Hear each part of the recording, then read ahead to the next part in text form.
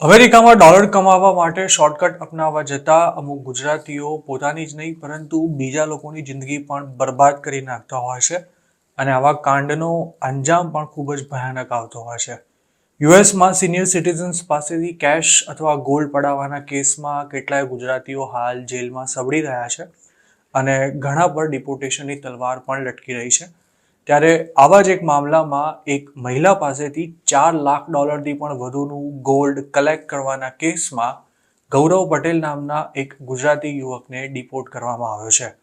ગૌરવ પટેલે વિસ્કોન્સિનની એક senior citizen મહિલા પાસેથી પહેલા $1.34 લાખ અને પછી $2.98 લાખનું ગોલ્ડ કલેક્ટ કર્યું હતું. વિસ્કોન્સિનના પ્રેસ્કોટમાં રહેતી આ મહિલાએ 40 વર્ષ જોબ કર્યા બાદ પોતાના રિટાયરમેન્ટ માટે આ રકમ ભેગી કરી હતી, જે તેણે બેંકમાં સલામત મૂકી હતી. પરંતુ ગૌરવ પટેલ જે ફ્રોડમાં સામેલ હતો તેને આચરનારી ગેંગ દ્વારા આ મહિલાને ખંખેરી લઈને તેને કફોડી સ્થિતિમાં મૂકી દેવાઈ હતી. ગૌરવ પટેલને સંડોવતા સ્કેમનો ભોગ બનનારી આ મહિલાને જૂન 2023માં એક ઈમેલ આવ્યો હતો, જે એપલ કંપનીમાંથી આવ્યો હોય તે રીતે ડ્રાફ્ટ કરાયો હતો અને તેનું આઈડી પણ ભળતા નામ સાથેનું હતું. આ ઈમેલમાં વિક્ટીમને એવું જણાવાયું હતું કે તેમનું આઈપી એડ્રેસ ચોરી લેવામાં આવ્યું છે અને હેકર તેમના બેંક એકાઉન્ટ સુધી પણ પહોંચી ગયો છે.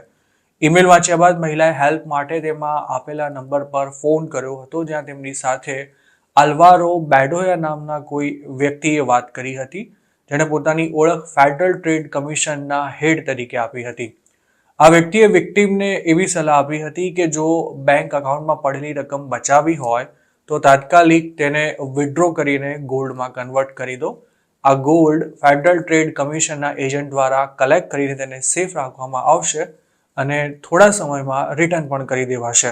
વૃદ્ધ મહિલા બેંકમાં એક સાથે આટલી મોટી રકમ ઉપાડવા જાય ત્યારે કોઈ પ્રોબ્લેમ ના થાય તે માટે ફ્રોડ કરનારા લોકોએ તેને એવું પણ સમજાવી રાખ્યું હતું કે બેંકવાળા કોઈ સવાલ કરે તો તેમને એવું કહી દેજો કે તમે એક રિલેટિવને બિઝનેસ શરૂ કરવા માટે હેલ્પ કરી રહ્યા છો.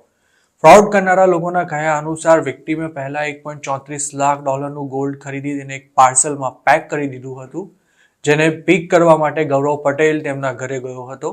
પરંતુ ત્યારબાદ પણ વિક્ટીમ પર ફોન આવવાનું ચાલુ રહ્યું હતું અને તેમણે આ જ રીતે બીજી વાર $2.98 લાખનું ગોલ્ડ ખરીદ્યું હતું અને તેને કલેક્ટ કરવા માટે પણ ગૌરવ જ આવ્યો હતો.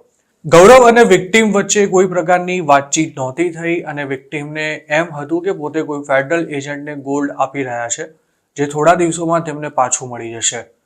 જોકે 2 વાર ટુકડે $4 લાખ પણ વધુની રકમનું ગોલ્ડ આપ્યા બાદ ફ્રોડ ગેંગે તેમને હેરાન કરવાનું ચાલુ રાખ્યું હતું અને આ દરમિયાન વિક્ટીમને એવું જાણવા મળ્યું હતું કે તેમની સાથે ખરેખર તો ફ્રોડ થઈ રહ્યું છે અને ત્યારે તેમણે પોલીસને રિપોર્ટ કર્યો હતો.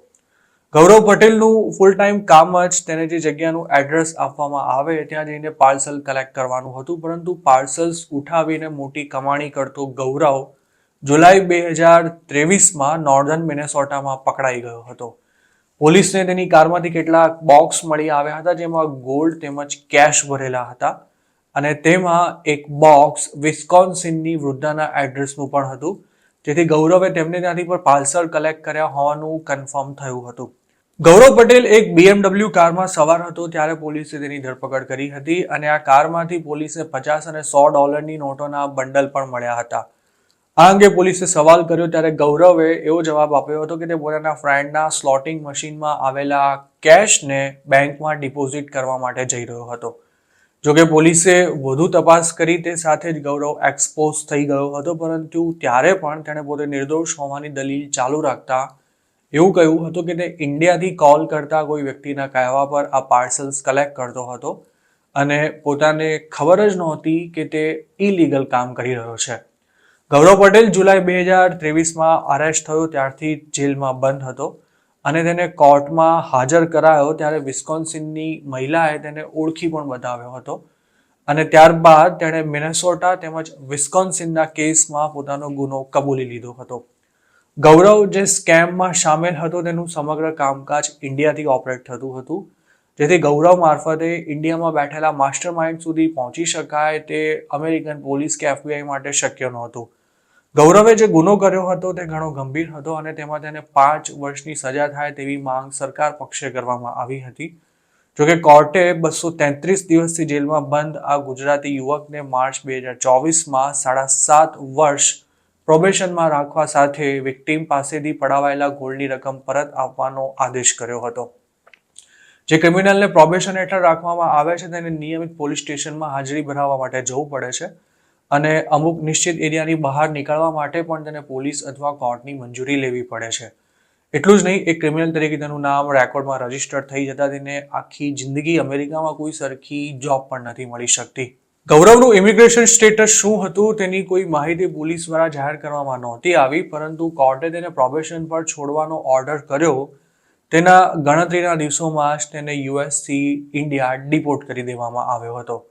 ગૌરવ આજે ઇન્ડિયામાં હશે, પરંતુ જે વૃદ્ધા પાસેથી તેણે $4 લાખ પણ વધુનું ગોલ્ડ પડાવ્યું હતું તેમને હજુ સુધી એક પણ પૈસો પાછો નથી મળી શક્યો અને આખી જિંદગી મહેનત કર્યા બાદ તેમને ઘડપણમાં દયાજનક સ્થિતિમાં જીવવાનો વારો આવ્યો છે.